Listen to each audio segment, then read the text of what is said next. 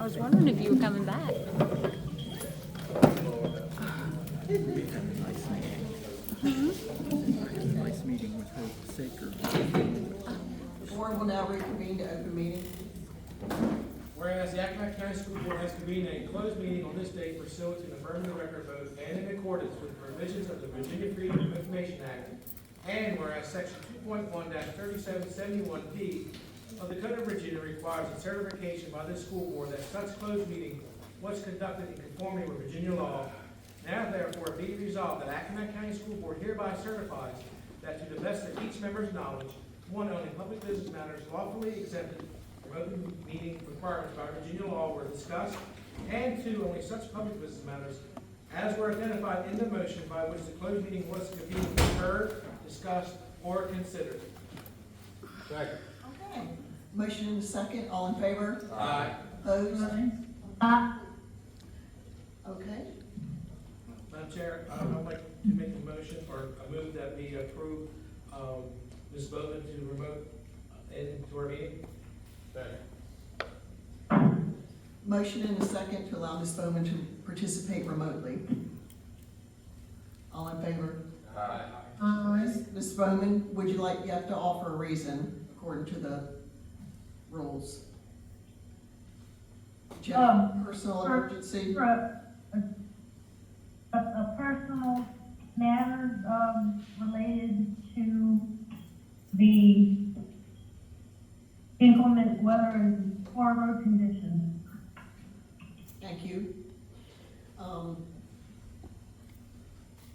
Madam Chair, I move that you leave the personnel list as presented.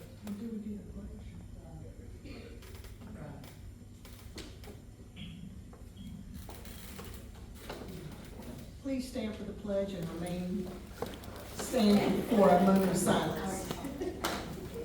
I pledge allegiance To the flag of the United States of America, and to the republic for which it stands, one nation, under God, indivisible, with liberty and justice for all.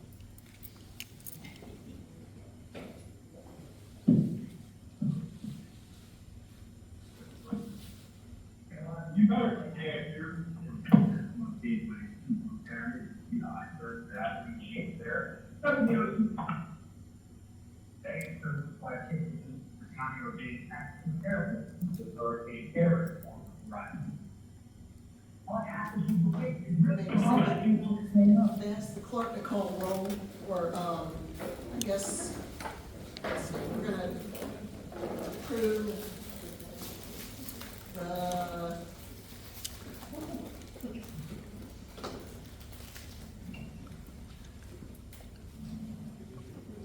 okay, so Mr. Newman, you're gonna talk to us about Bailey Hall. That's me.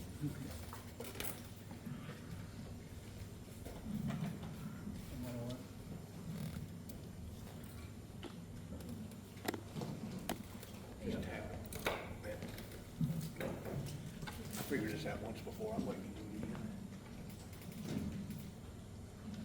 do it again. Good evening, everyone. I'm Christopher Newman, and I represent Drummondtown Preservation. We are an organization in the town of Accomack, and our purpose is we're trying to preserve history and education, and use some of our buildings, our beautiful architecture, historic architecture, to teach people our history. But I just want to say, first of all, thank you for allowing me to speak, and I want to welcome Dr. Miller to the Eastern Shore, and I apologize for our weather. And Mrs. Turner and the school board. So what we're trying to do, again, once we did ask for your approval to put a temporary marker on Bailey Memorial Hall, and you granted that. And that's been on the building for 3 years now, and it's a name tag. And it tells people what that building is about. And now we're asking for a permanent state of Virginia marker. They're made of steel, and I'm sure you've seen them. They're They're so big, and they are permanent. We need permission from the school board to complete the application, which we will send to Richmond when that's done and if you approve of this. But I want to read to you first what we have, the proposed plan to be on the school marker, so perhaps you will understand a little bit better.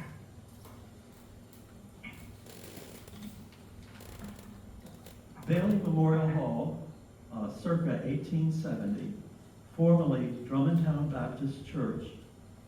The first Baptist church in Drummondtown was founded in 1870. The town name was changed to Accomack in 1893. The building, first located on Back Street, was moved to its present location in 1912. The building was purchased by Mrs. Evelyn Bailey Tiffany and given to the Accomack County School System to be used as an auditorium and cultural arts center. Mrs. Tiffany's affinity for education also inspired her to create a scholarship program that would benefit students from the two Eastern Shore counties seeking to attend the University of Virginia. Bailey Memorial Hall sits within Accomack's historic district. It is registered as a Virginia Historic Landmark as of 1966 and was designated in the Virginia Landmark Register December 16, 1983. So that's the gist of it. We have plans for the building. We hope to save it, and if we can find enough money to restore it, we would like to turn it into sort of like a cultural fine arts center for the town of Accomack, but also for Accomack County and the Eastern Shore.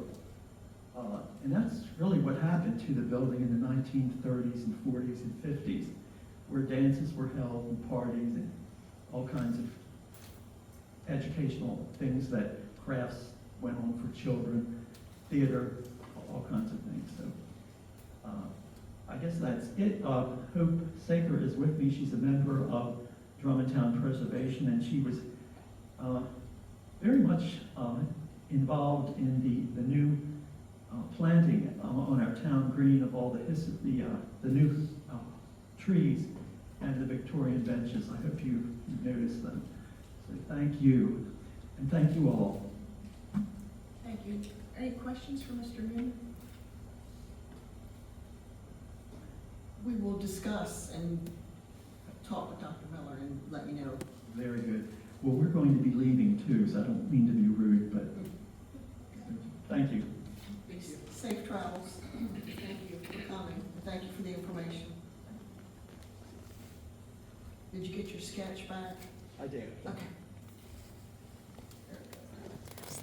Mrs. Turner, Yes. it is a small thing on that document, which I think is for signature. Please don't find me out of order, but Dr. Miller's name is misspelled, her first name on page 4. It's a G, not a J. Okay, thank you. Thank you for catching that. Is there a WHRO presentation? So he is not here, he just sent the documentation for the board to look over, it's the annual update. Okay.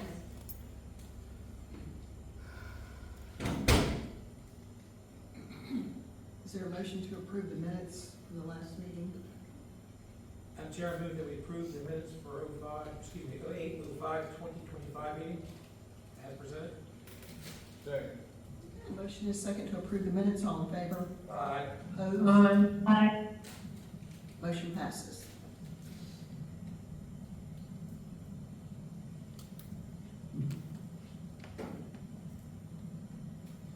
Do you need a vote on this? It's not under action items, it's under approval, For which one? budget transfers. Did you want to, it's not under action items, it's under approvals. That's because we asked you to do it before the approval of the vouchers. Okay. These are just some last minute invoices that came in and dated back to June rather than to July. You see, it's very small. Okay.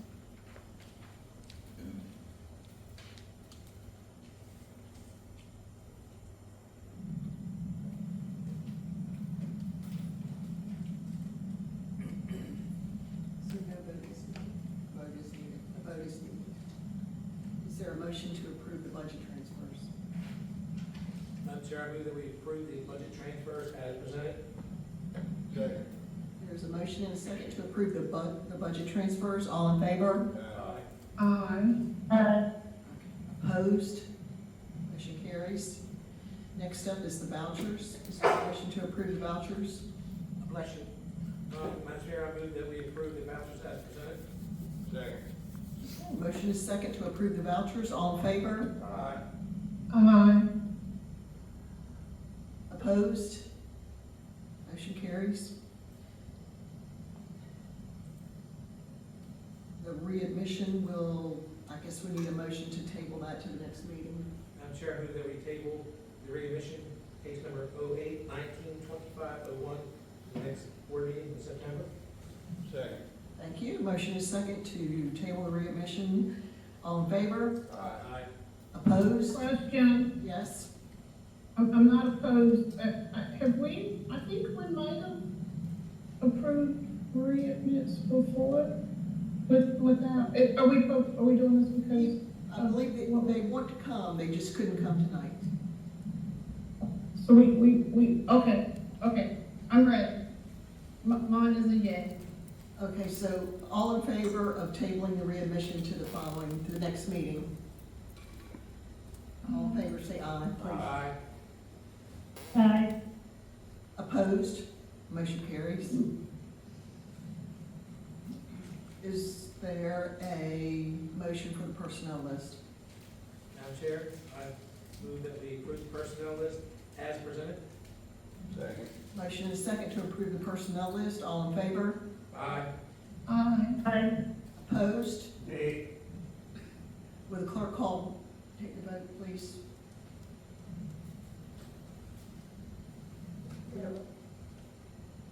Yes. Approved. Dr. Johnson?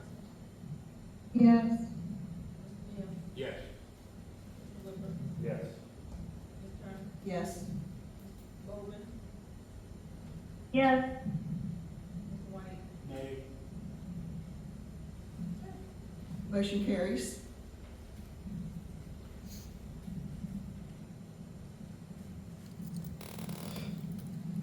There, next up is the code of conduct for the clerk. So the code of conduct is attached, for the school board clerk, that is just for your information this time, it's attached, so you can read over it, if you have any questions, feel free to reach out, it'll be on for approval for the next meeting. Okay, perfect, thank you. Dr. Brother, I guess that's pretty much standard, same. It is, it's a state one. Thank you. Policy updates. Much the same, those will be up for approval, at the next meeting, so if you could just review those, if you have any questions, reach out to, Dr. Avey, and he'll be happy to walk you through that.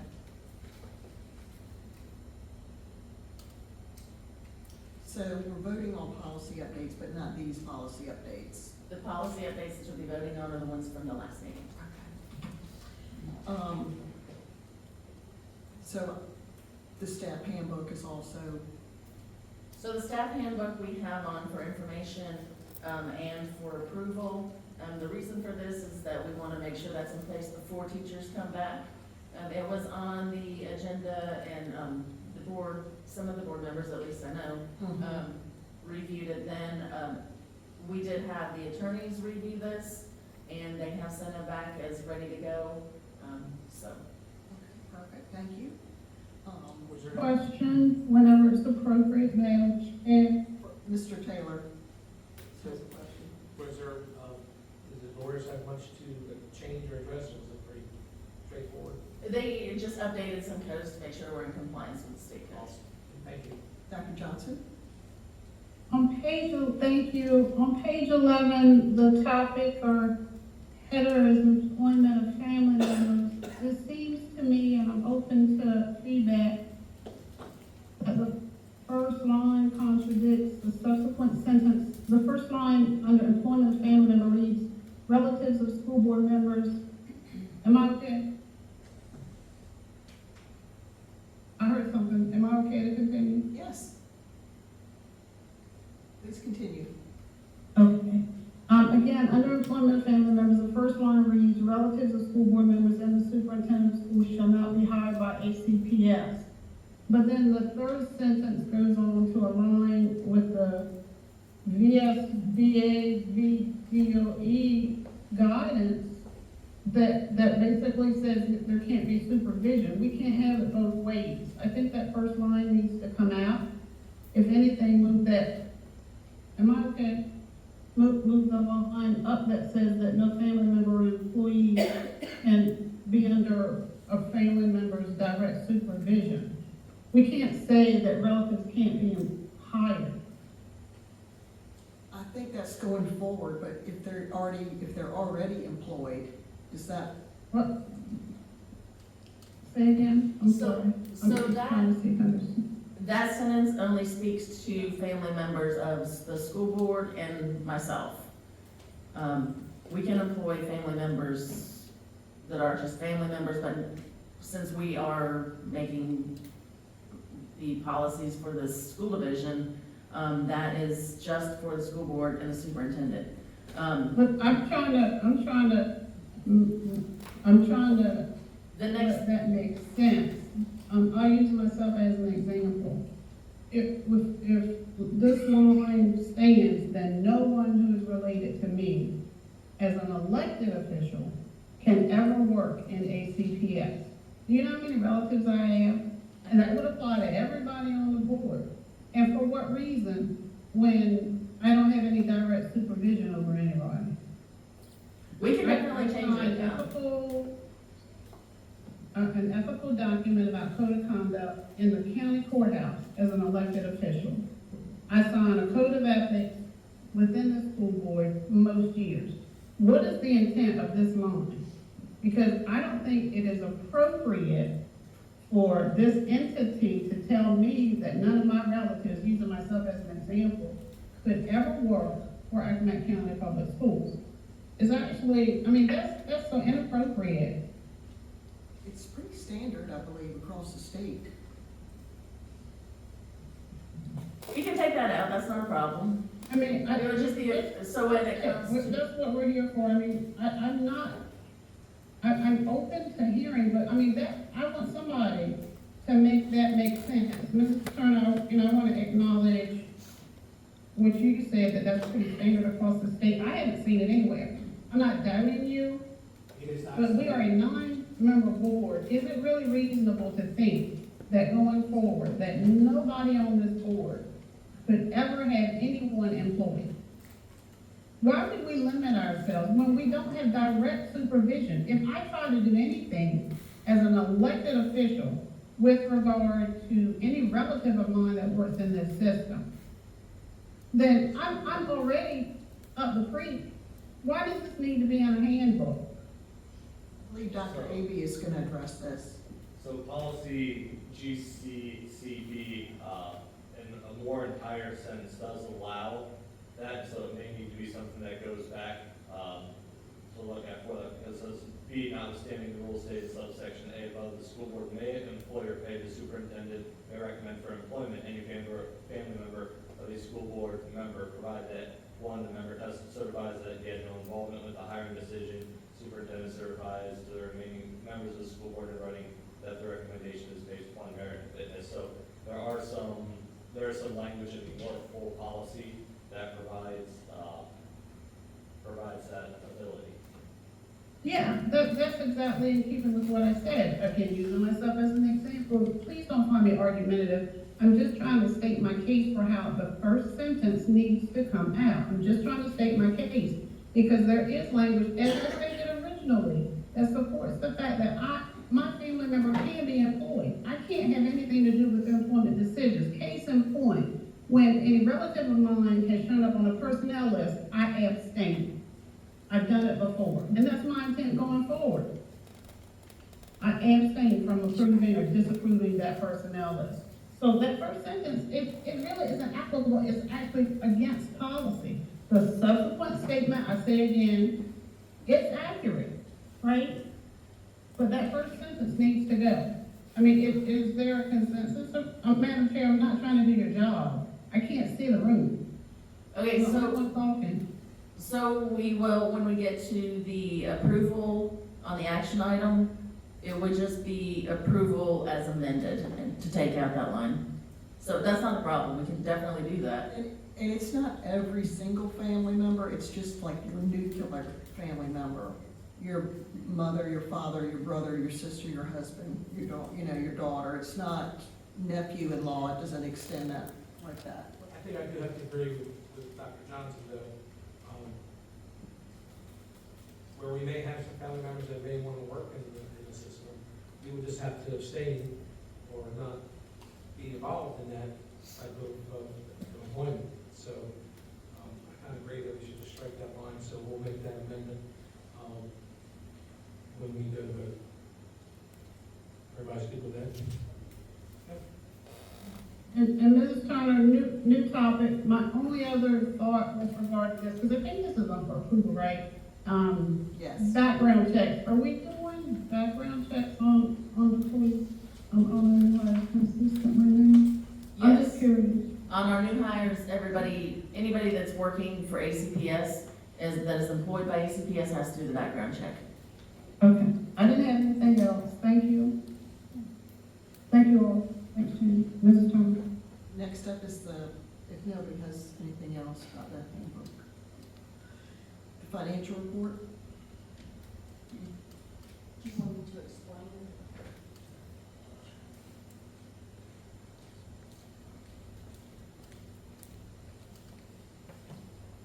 Starting with the federal programs one, since that's one that's familiar, you'll see that the Perkins is closed.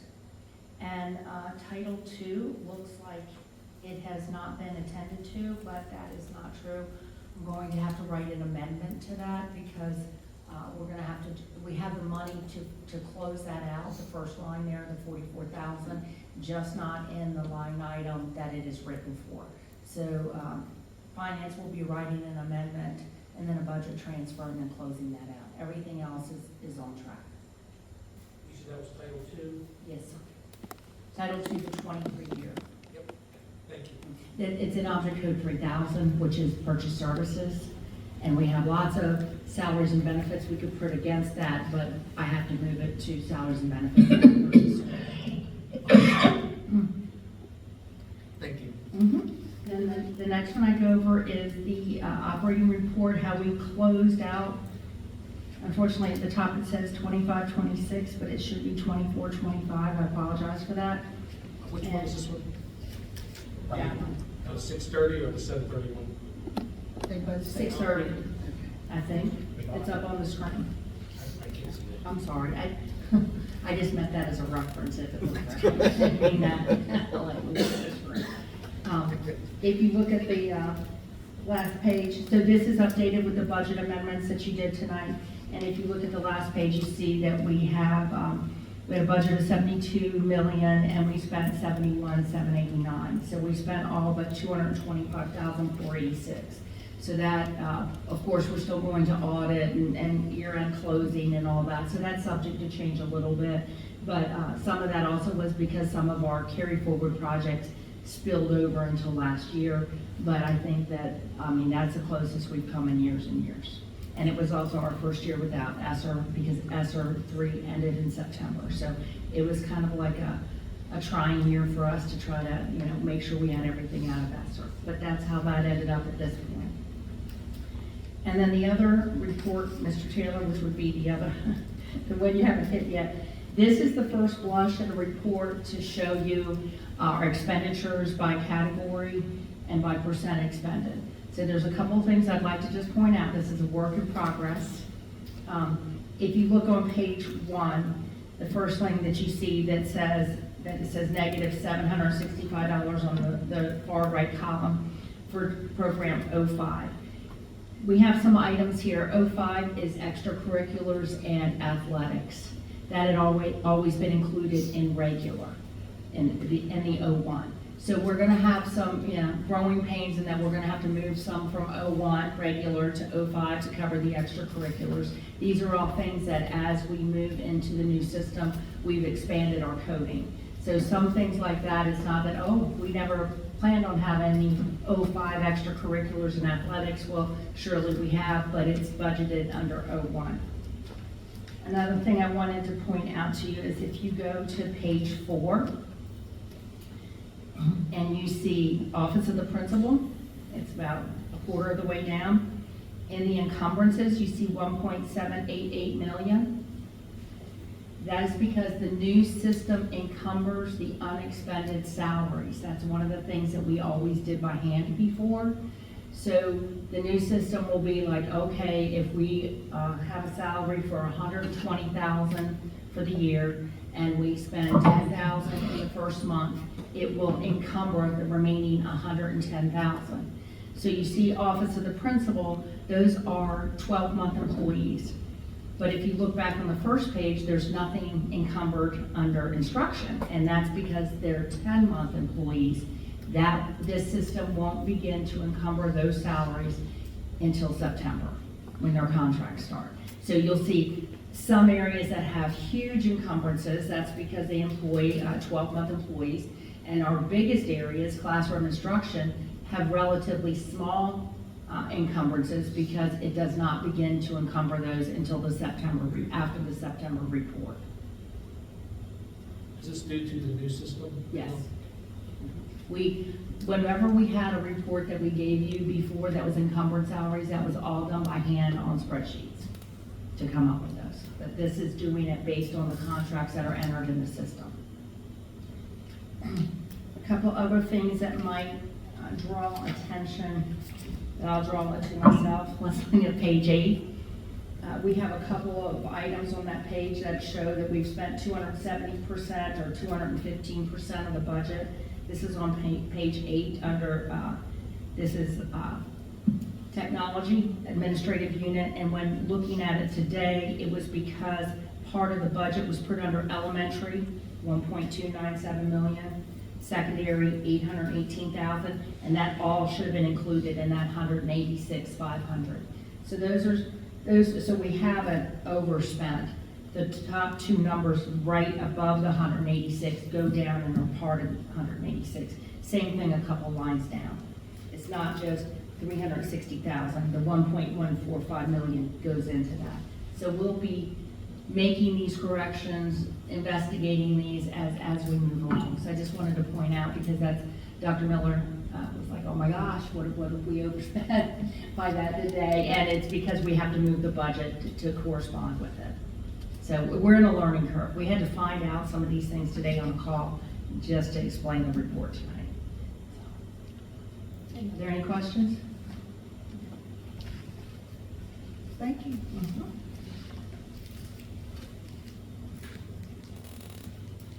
The MOU with the sheriff's office, or what is this? So those MOUs are for your review. We won't ask for approval or movement on those until the next meeting. So if you have any questions, just reach out. We have the same current MOU with them, correct? So it had not been sent to our legal team, so we had to do that. There were a couple updates.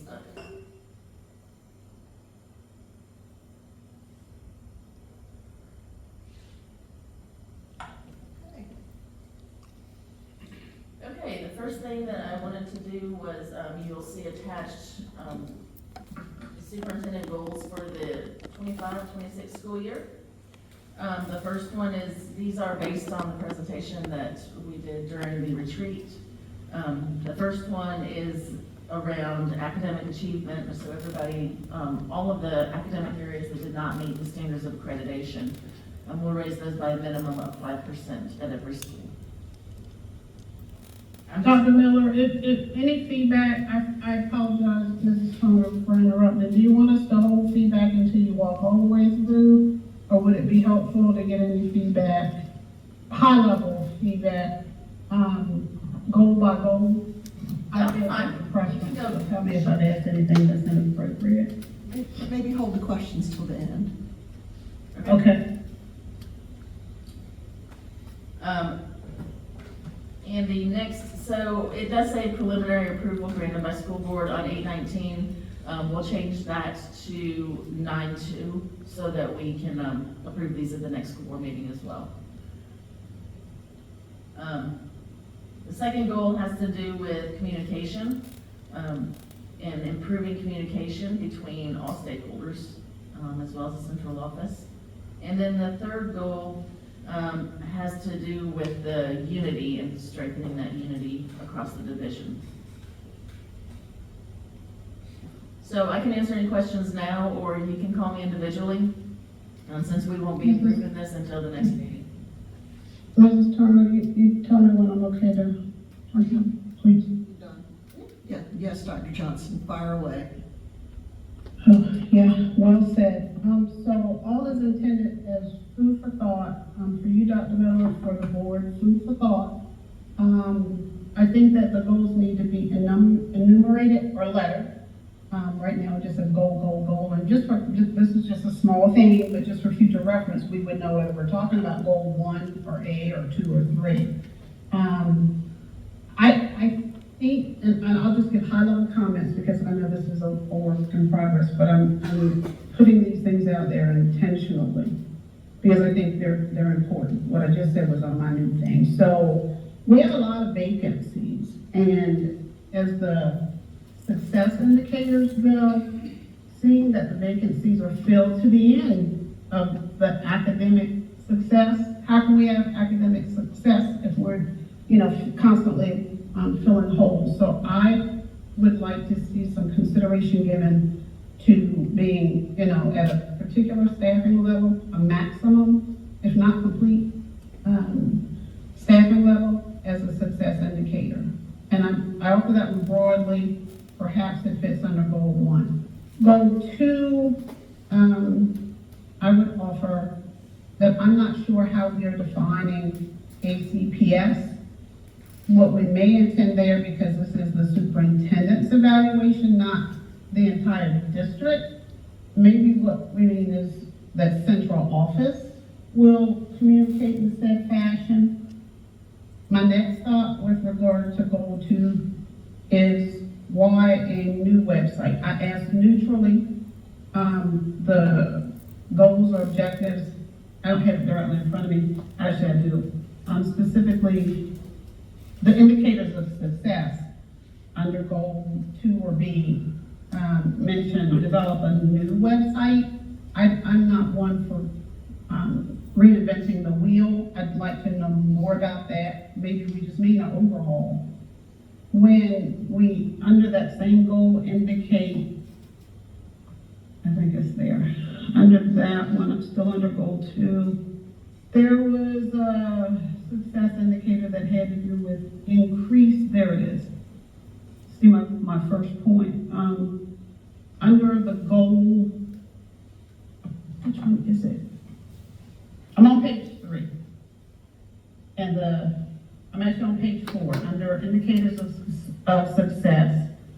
There's a bullet item that says increase positive social media presence. I think we need something there that has a qualitative and a quantitative measure, because having a large number of social media posts doesn't necessarily mean that we're doing a good job. In that same category, given the nature of the goal, I think that there needs to be something there about community engagement specifically. Meetings with the community as an example, right? I think that the things that are there are good, there's nothing wrong, but I'm suggesting something to supplement. Am I okay to keep talking? I'm assuming y'all can hear me, I'm almost done. Am I okay, Mrs. Turner? Are you finished? No. No. The last is with regard to the final goal. It is the only one that among the 8 factors, the only goal, proposed goal, where we have checked or included culturally responsive and equitable division leadership. And it's an area where I draw attention to the fact that in our division multi-year strategic plan, we have some very specific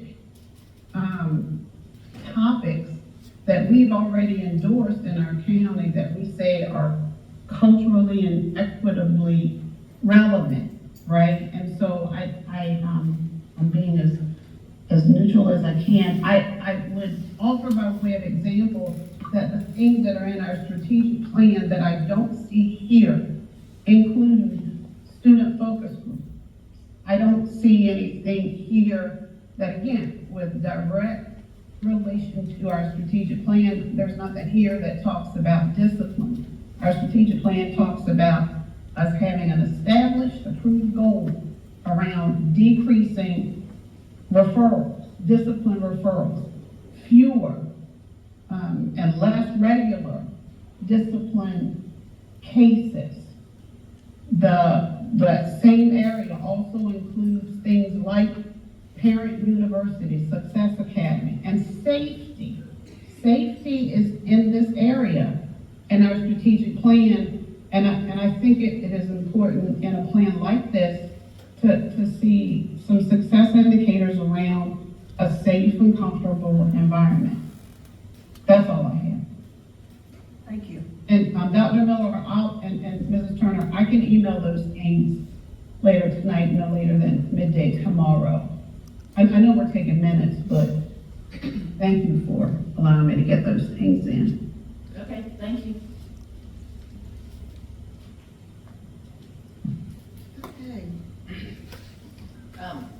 I would just like to introduce Ms. Clark as our PIO, and for those of you who have not met her, she'll be serving in that capacity. And then Mr. Tunser is our DDOT Assessment and Accountability Coordinator.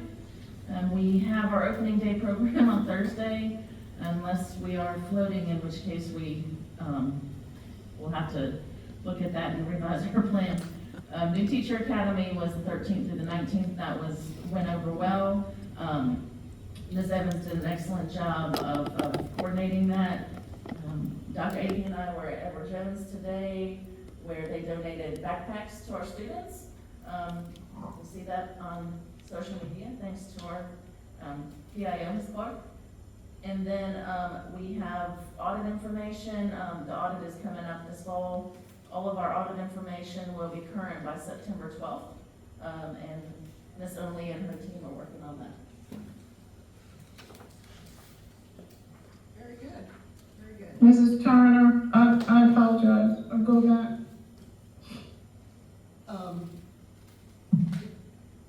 Did you have a question for the superintendent's report? Yes, my item is with regard to the superintendent's report. Okay. I neglected to say, so to Dr. Miller's point, the draft is dated, as of tonight. It sounds like we're not voting on it. None of that changes the fact that the midterm evaluation is due in less than a month. So I just wanted to put that into the atmosphere.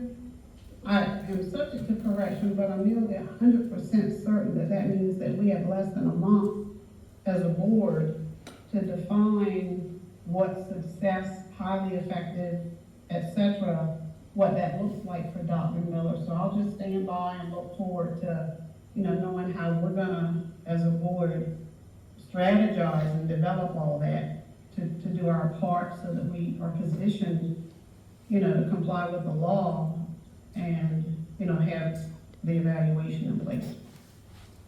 Do you think, Mrs. Turner, we're gonna be okay for the midterm? Maybe a review? I'm a little confused. I thought our policy says that we evaluate the superintendent annually. That would be once a year. And we had discussed informally doing it at the halfway mark to make sure that we're all paddling in the right direction. And the halfway mark for a contract that started in June would be December. I'm not aware of a... But I hear you saying, I hope I'm not cutting you off, I'm sorry. But if I heard you say, Mrs. Turner, that you're confused, I offer neutrally that, the way this new system is designed, there is a legal requirement. I say legal, the Commonwealth of Virginia, the Department of Education has adopted this new process, and the midterm is a requirement. The midterm They're of there. what? The midterm of what? The midterm evaluation is a requirement, and midterm isn't driven, I don't think it's driven by when we hire the superintendent. I'll stop. Okay, if you could just send me that, what I'll send- you're I'll just reading from provide it, the and link. that the midterm Yeah. is due in November, if you could send me that, because I have not seen that, I would appreciate that.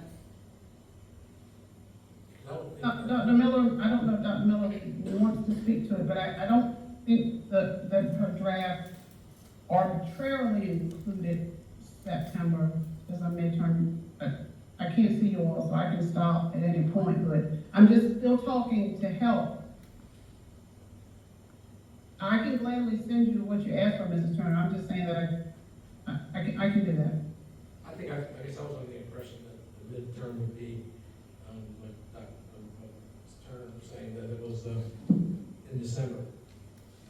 So the final is the midterm would probably be around somewhere in the fall, because when you're talking about superintendent evaluations,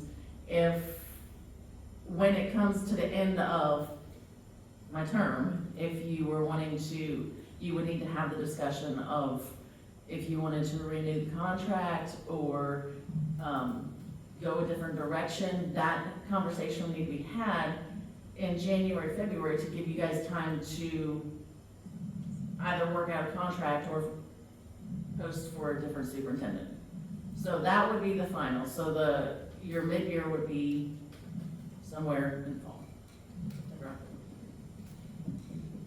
Thank you for the clarification. Thank you. Nothing further on that. Thank you. The next item on the agenda is code of conduct. Is there a motion to approve the code of conduct? Madam Chair, I move that we approve the code of conduct as presented. Second. Motion and a second to approve the code of conduct. All in favor? Aye. Opposed? Next up is the policy updates from the last meeting. Is there a motion to approve the policy updates that were on the agenda from the last meeting? Under action items. Yeah. Okay. Staff handbook, what are 7.02? No, first.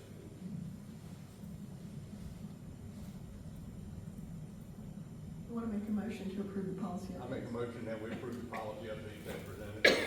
Second. Motion and a motion and a second to approve the policy updates. All in favor? Aye. What are you amending? Oh, I'm sorry. Never mind. There is a motion and a second to approve the policy updates. All in favor? Aye. Opposed? Aye.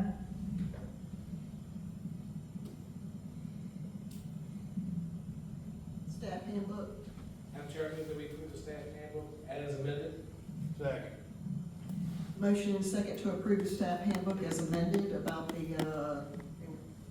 with the additional verbiage about the employment of family members. All in favor? Aye. Opposed? Aye. Opposed? Motion carries.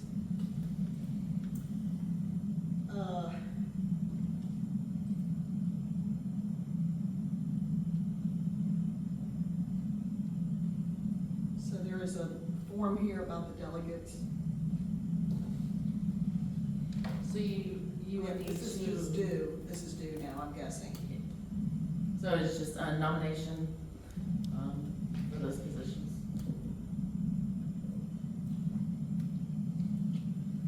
Anyone like to be the, if you have to go to the VSBA conference, but if someone would like to be the delegate, they're more than, I had that experience last year. You want to do it? Okay. Who's the alternate?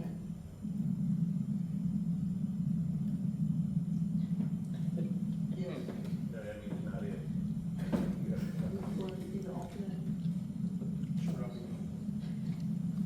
So I'll make a motion that Malcolm is our delegate and Mr. Taylor, Ed is our alternate. Second. motion and a second to, Mr. White and Mr. Taylor be our delegates at the VSBA conference. All in favor? Aye. Aye. Aye. Opposed? Motion carries. School board member comments. I'm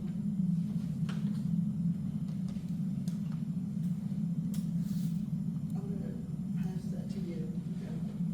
I don't have anything to see. All I can say, thank you all individuals coming out tonight in this weather. And like I say, drive home safe, and thank you for coming. Mr. Whipper, I'll second that, keep everybody safe going on these roads. Mr. Nail. I'm good.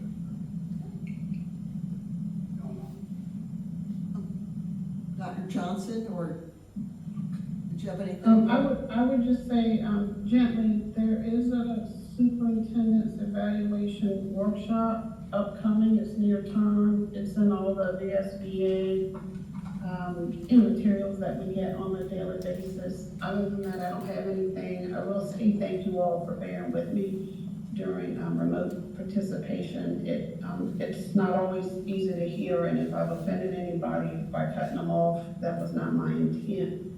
I've been working with the technology to the best of my ability. That's it. Ms. Bowman? I'm good, thank you. Okay, thank you. Is there any public comment? Yeah.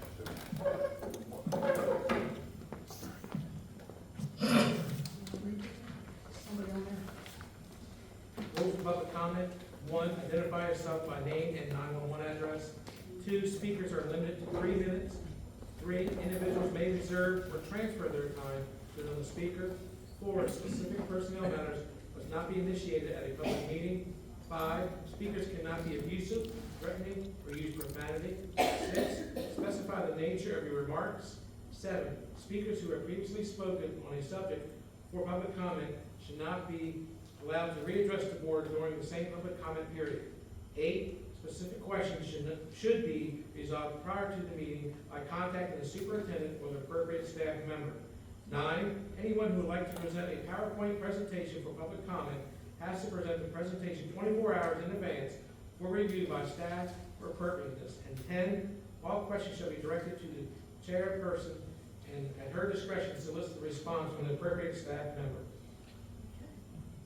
Mr. Newman signed up, but I believe he's left. Is he not? Yeah. Okay. John Robinson.